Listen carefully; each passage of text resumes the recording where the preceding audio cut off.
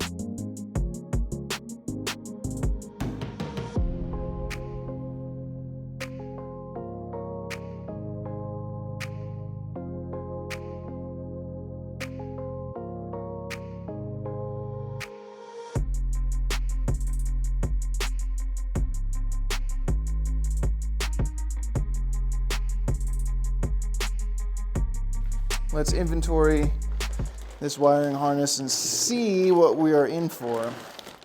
I'm really hoping that sub harness underneath comes new, but there's a good chance it may not. All right, so this is the part number for the engine harness if you're curious. All right, so here's the new harness, and I'm gonna leave all this stuff wrapped up because this goes into the ECU area. Basically this whole end does. Well, I think we might be upside down maybe? Yeah, this looks right. Yep. I'm just laying this over so I know where things are gonna go when they go back together. Still need to take inventory of what I need to replace. I think there's a couple vacuum hoses that I might be missing. I might try to pick those up locally if I can get the right size, but I'm gonna clean up all the components that are sitting over here in the background. So all of this is gonna get cleaned. I'm gonna keep all that octopus mess together. That way I know where all these little tiny vacuum lines go. I don't know about the sub harness that I said was on the bottom of the intake manifold. I think SOL for that one. But anyway, let me get that stuff clean, and then once it's clean, we will start reassembling everything back together, which shouldn't take us too long. All right, guys, I got everything cleaned up. It's a new day for me, but this intake manifold cleaned up pretty well. So I went ahead and just took the liberty of replacing all of these vacuum lines. Every single one of them is new, so we got that taken care of. And I just did them one by one to make sure I don't forget where they all went. I used some fuel line that I got from AutoZone for these thicker ones, but these have, the 3mm ones have a part number from Toyota, and I have a bunch of them. There's a part number. So now, basically what I'm gonna do, I've already also resealed all these injectors, so these all have new O-rings all over except the electrical connector. So clean those up. Here's my fuel rail, and basically we're just gonna assemble this manifold and we're gonna throw it on this engine. So let me get set up for that and then we'll start assembly. Okay, so I'm gonna start with the fuel rail, which I have over here, and the injectors. So I'm using some white lithium grease. Dude, I've had this brand, this exact tube since I was like 16 years old. I used to use it for like my airsoft guns. But essentially what I'm gonna do is I'm gonna make sure to put a dab on all of these O-rings. That way these O-rings don't get pinched when I put them into the fuel rail or when I put them into the intake manifold. So we're gonna do this for all of them and get this fuel rail back on here. You don't need a ton, just a little bit. And you want to avoid getting any on the little holes. I think it'll be fine. The fuel will probably break it down, but just in case. You can also use engine oil.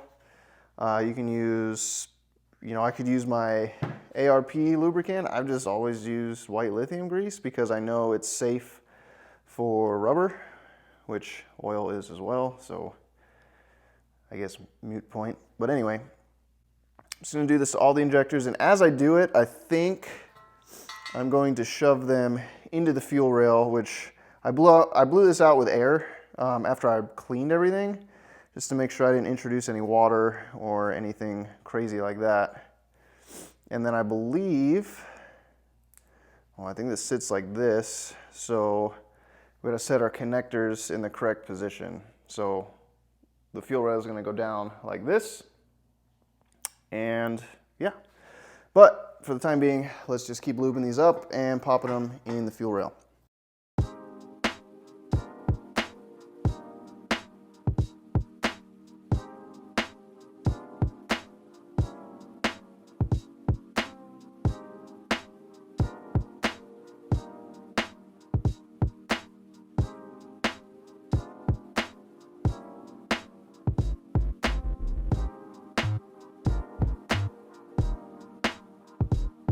Okay, now we have all 6 seated into the fuel rail. I'm gonna go and find these little black spacers that space out our fuel rail from the manifold. Now what I'm gonna do is I'm going to flip this fuel rail and gently seat all these injectors into the intake manifold. And I just want to make sure I'm not pinching any of the O-rings. They're pretty fat O-rings on the bottom, so I think you'll be okay. But I want to take your time with this because it's very critical that you don't tear any of the O-rings, which is extremely easy to do on fuel injectors specifically.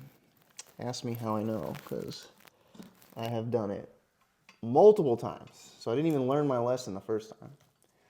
Okay, here's where we're gonna be a little bit more careful because we don't want to just like drive these home with some non-seated fuel rail O-rings, because that's how bad things happen. But I think we're good. And I'm just gonna slowly impact these in just to hold these injectors in here.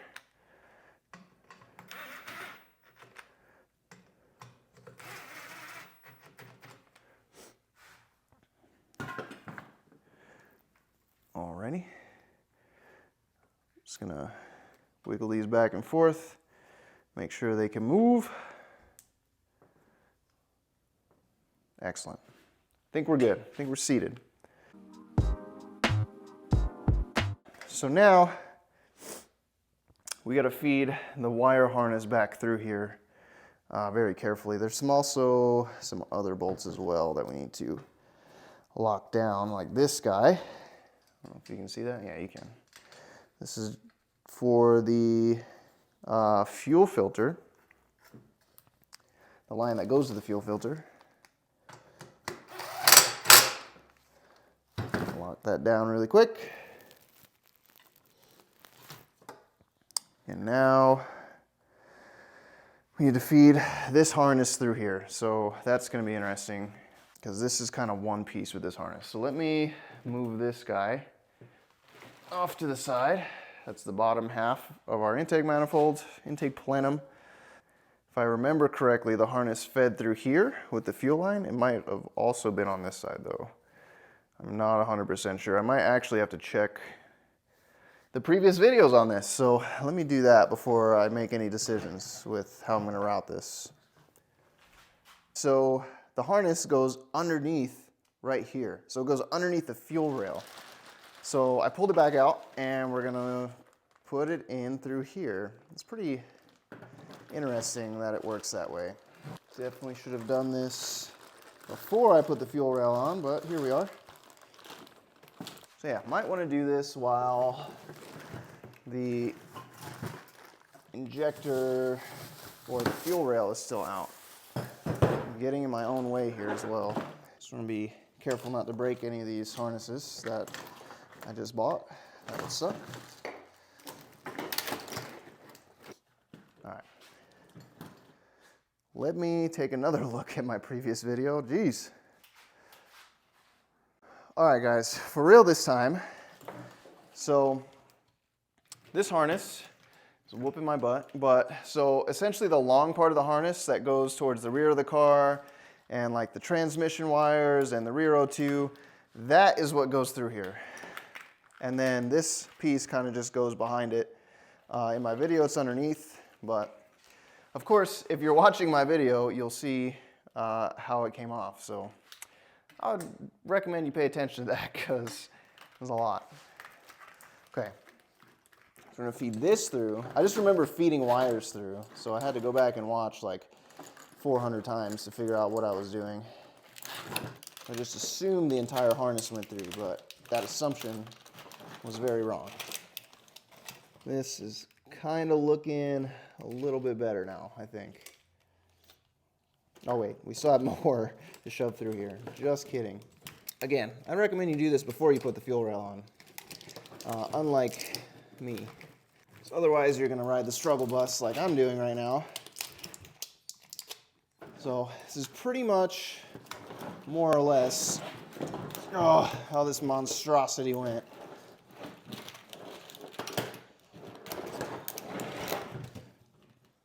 There we go. Okay, so now it's making a little bit more sense to me. Also, I'm pretty sure this line goes right here. So I need to lock that down so it can stop getting in my way. Oh yeah, it's all coming together. It's all coming together now. It's making sense.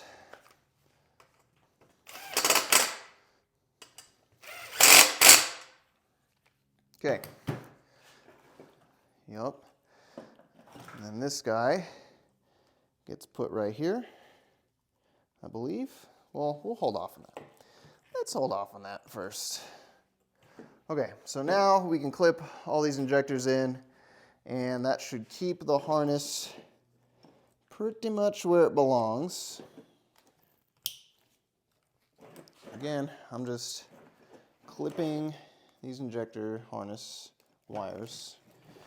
Injector harness is on.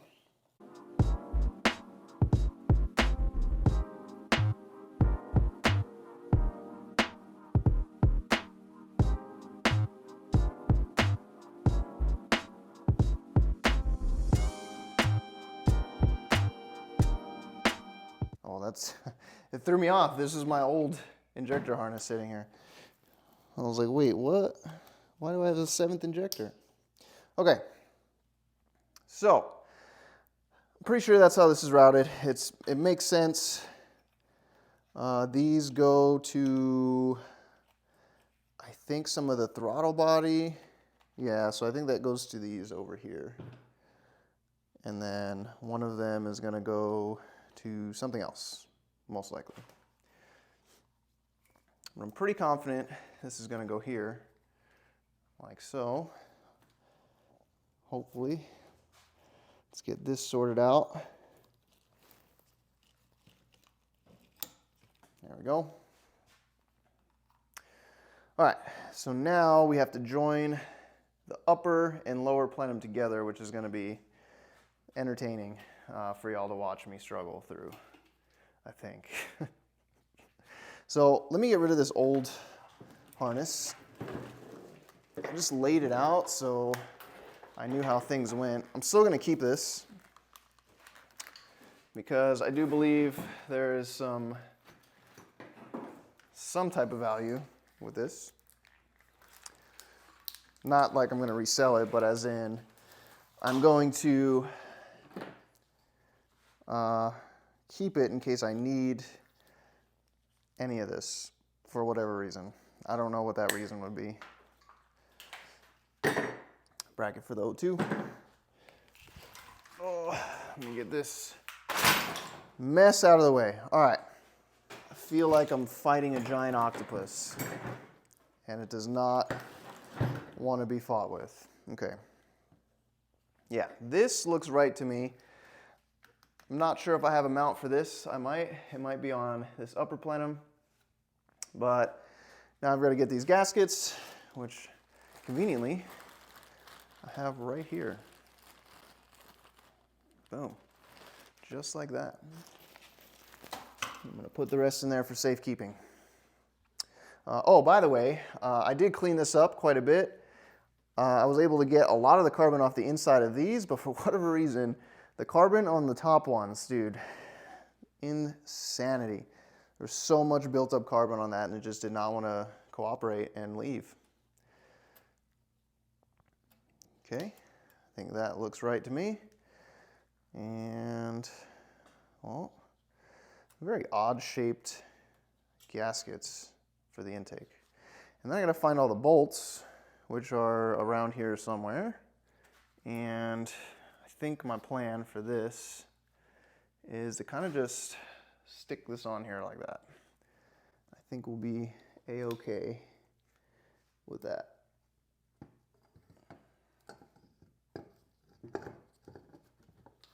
Oh yeah, look at that. Oh, got a little heavy on me. Almost effortless. I'm just kind of doing a preliminary check to see that everything is pointing in the right direction. I think this sub harness goes here like so. Yeah, I think everything looks correct. You know what they say, good enough for government work, right? All right, just gonna run these bolts in, and here's hoping that I assembled this correctly. Let's set this guy down, and I'm just gonna run these home a little bit, and then I'll go back and torque them properly.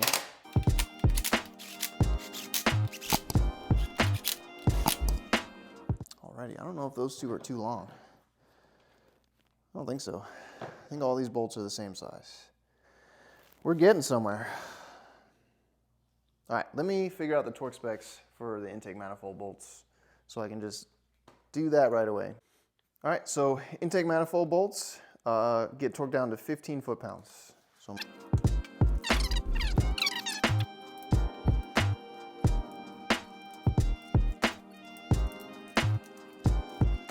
okay, I think we're good there. Trying to avoid this thing from yeeting itself off the table. Got a new throttle body gasket, which will go on like so. Please do not yeet yourself off the table, Mr. Intake Manifold. Let's drag this up here. This will help us out a little bit. All right. And now we can put this throttle body on, which I did take the liberty to clean out as well. One. Let's get us another one in here. And I'm going to go ahead and make an assumption and say that these are probably 15 foot-pounds as well. So that's what I'm going to be torquing them to. I go real slow.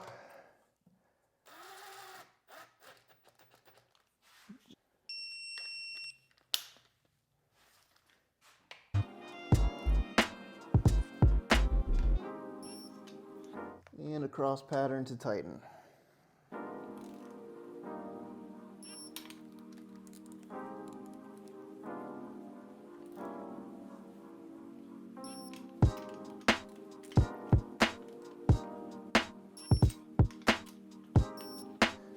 So let's make sure we've got all of our little hoses plugged in.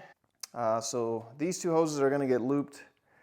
I'm going to loop these because I'm taking off my EGR, as I do not need it where I live.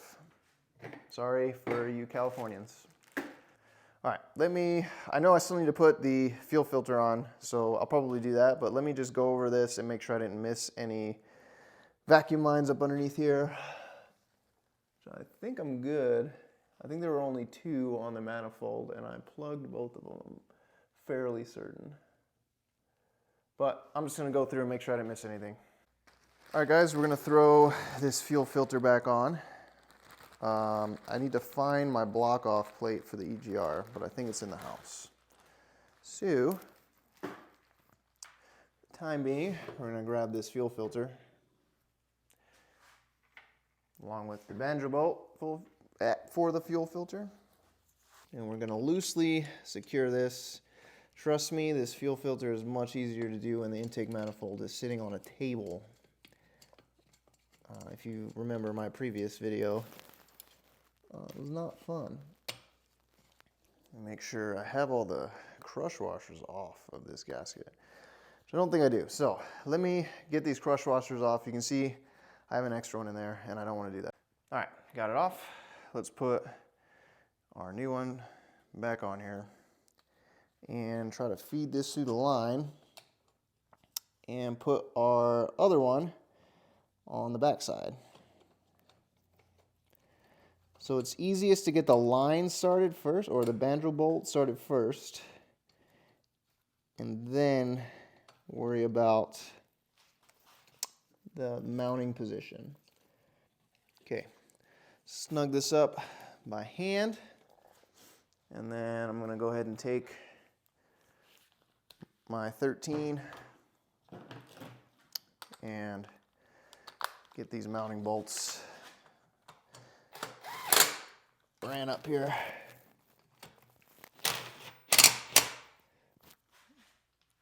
And I'm going to go ahead and make an assumption that these are also 15 since they're the same size and same length as all the other ones that are 15.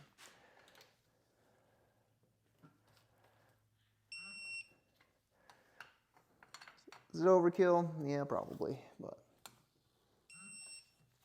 definitely want to check the torque for the banjo bolt, which I got to look up because I don't know off the top of my head. Fuel filter is 22 foot-pounds and it is a 17 millimeter socket.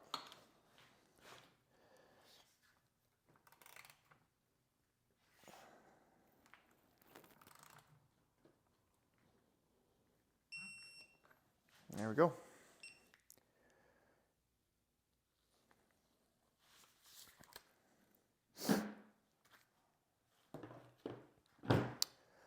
All right, let me go find my block off plate for my EGR and I shall return.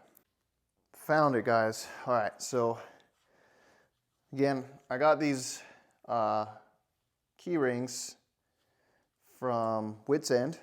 Thanks, Joey. I remembered your name now since we spoke quite often. Got my new gasket here and we're just gonna pop that in here and torque it down to 15 foot-pounds like every other nut this size. Look at that. Beautiful.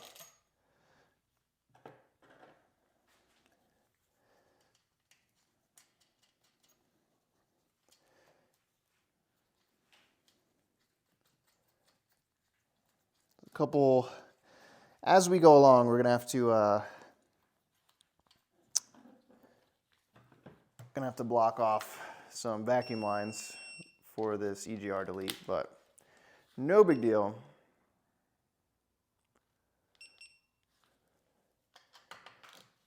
Well worth it. That way it doesn't burn up my brand new harness. For those of you who aren't aware of the 80 series, which most of my viewers are and probably know a lot more than me, the EGR pipe that comes down here is notorious for burning a hole in your harness. Yeah, just FYI, keep an eye out for that. But there is one more thing I got to steal from my old harness, which is this thing. So this is a resistor for the EGR, so it does not throw a check engine light. And it came with the car. I don't know, I already had the block off. I think someone had intended in deleting the EGR and then looked at how much of a pain in the butt it was to get to and said, never mind. But anyway, I think at this point we are ready to throw this thing on the engine and finally button this engine up completely. So let's get on that. Or actually, I think we need to put some lines for the throttle body for the coolant. I'm not sure which ones went where. I know there's one that like snaked around, so let me figure out where that goes. All right, I think I found out where that coolant line goes that snakes around in here. So I'll pull it out for y'all. So it goes like this, and then kind of just fishes in here next to the fuel line. Comes out the bottom, next to the fuel line, to the filter, and then connects up underneath here. But before we do that, I'm going to throw this clamp on here, and I'm going to lube up this little nipple with some silicone lubricant to make our lives easier getting this on here. Hoping y'all can see this. There we go. This is not an easy clamp to get to. I will warn you. So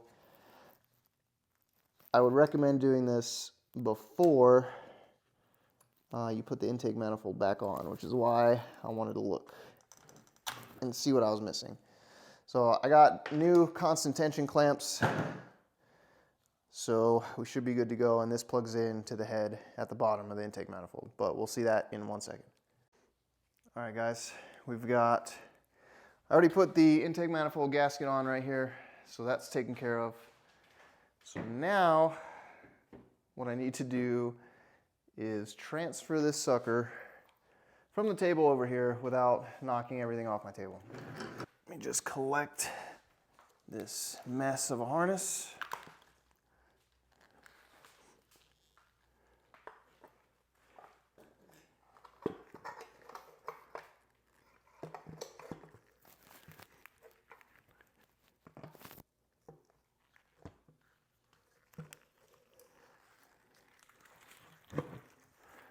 All right, not too bad.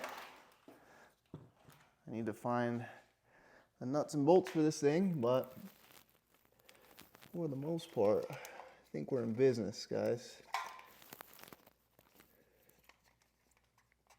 See, this is where that other hose goes, right down underneath here.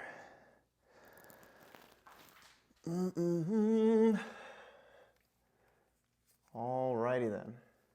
Okay, give me a couple minutes to figure out what goes where and get myself situated. I kind of know where things are going, but just to be sure. Okay, so I've got, I found all the bolts, so that was a challenge in itself. So essentially what I'm going to do right now is just drive these home just a little bit, just to get them on here.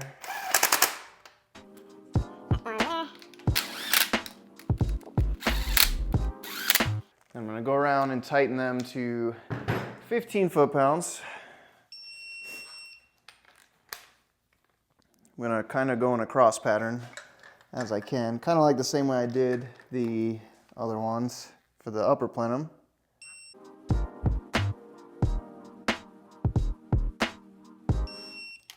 We're good. Okay. So that is Torx. I kind of connected a lot of these connectors. Let me show you these are routed. It was a little confusing for me. So we have that split off portion, and right to the right you have this guy. Here's all your transmission connectors, which mine were junk, which was a big reason why I got this harness. Down here you've got your oil level sensor. I don't know if this is correct, but it kind of fit here, so I just put it there, and then you have all your miscellaneous sensors up here. So these are certain lengths, so they can only go one way. Let me come down here to the crank sensor. Also, don't forget to connect your two vacuum lines to this little thing. I don't even know what it is. And then of course your coolant line needs to go here, and pesky heater hose, and everything else. So I think that is it. So of course, oh, let me show you this too. So there's a little wire stay right here for the main harness. I ended up taking this injector off and routing it underneath because if I can get in here, perhaps, you can see it attaches to that wire stay that attaches to the valve cover. And then you have this main harness junction right there. And then this part goes on your firewall, and I just looped all of it around up here. So it's where it should be. And then I need to figure out where this goes. This might just go right here. Perhaps? No, I don't think so. That doesn't look right. So that's something I gotta figure. Oh, this goes right here. Look at that. Look at that. The harness is hiding it. Okay, that's gonna go there. So this is, I think this is EGR stuff maybe. So this might, I know for sure this has to get blocked off. This I think goes from here to here, which is, I have a hose for that. And then I think this might go here to here, which I have more hose for that. So let me get all that dialed in. I'll get my PCV stuff set up here so you can see how that goes. But it's just easier for me to do it and then explain where everything is than me sit here and try to figure it out forever. So I'm doing y'all a favor. And voiceover time. So turns out I actually came down with a cold right after I filmed that. So I will be doing a voiceover from here on out. And right now what we got to do is we have to put in the flex plate with new flex plate bolts and torqued in a very specific order. So I don't remember the torque off the top of my head, so I'll put it on the screen. And then The pattern can be found in the factory service manual, which if you check out the link in my description, I have that linked for you below. So the astute of you might notice that I put this flex plate on backwards, and I didn't know this at the time, but you are correct, it is backwards. This gets resolved in the next video, however, which I will make a note on the next video. But we need to do this in order to mate the engine to the transmission and get this thing on the road finally.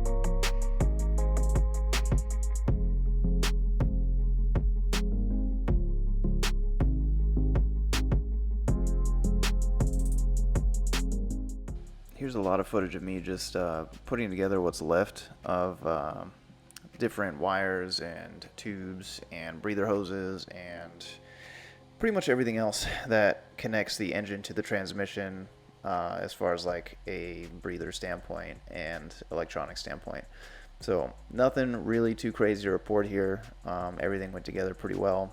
And I think eventually I get all the dipstick tubes on, as well as the starter and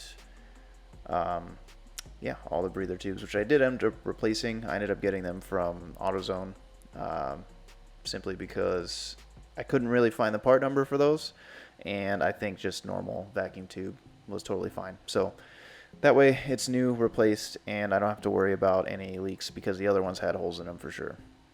And if you watched me this far, thank you guys. Please like the video, subscribe, leave comments, as I always read your comments, and I will see you guys on the next one when we actually go to put this thing in the vehicle and get it running. Peace out, guys. See you later.